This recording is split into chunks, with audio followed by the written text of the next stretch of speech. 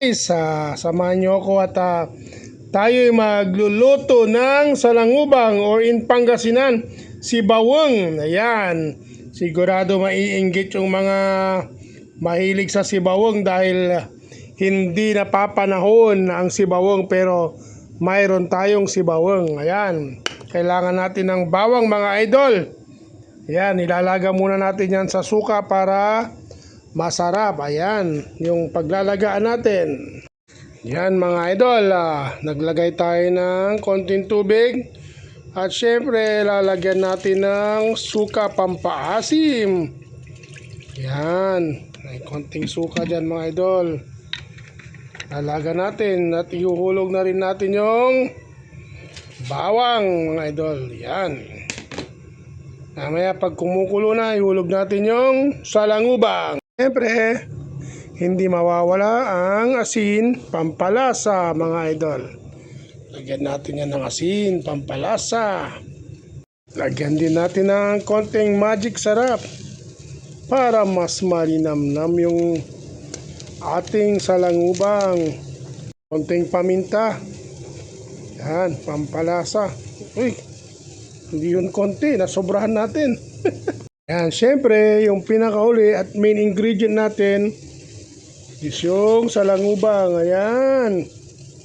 Hulog na natin at ating dalaga. Laga natin ng ilang minuto. Pagkatapos, prito na natin. Deep fry natin to mga idol. Para maging crunchy, parang mani. Sa mga manginginom dyan, yan, inggit kayo dahil wala kayong pangpulutan na ganito. Yan. Yan, mekos-mekos natin mga idol. Mekos-mekos, mekos-mekos. Yan, hanggang maglasa. Ayan. Sarap yan, sarap. Mga idol, tapos na nating ilaga.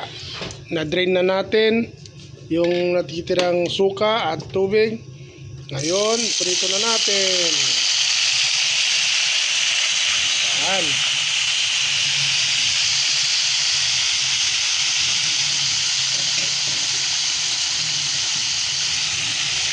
Mekos-mekos natin yan mga insan. Yan, mekos-mekos.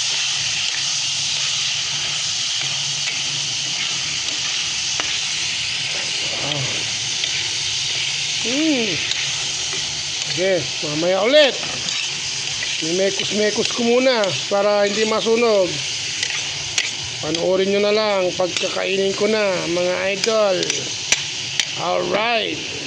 Mekos pa more mga insan. Ayan. Malapit na yan maluto. Ayan. Ilang minuto pa lang. Pwede na yan. Idol aluto la.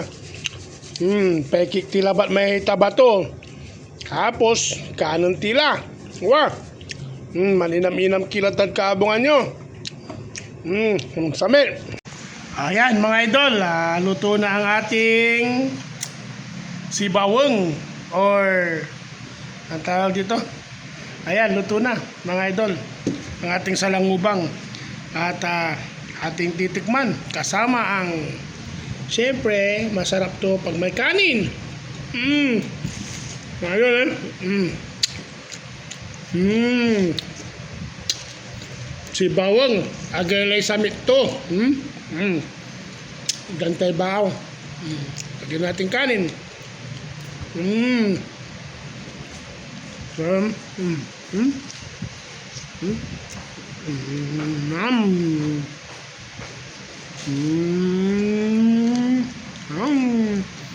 Sarap ang sili.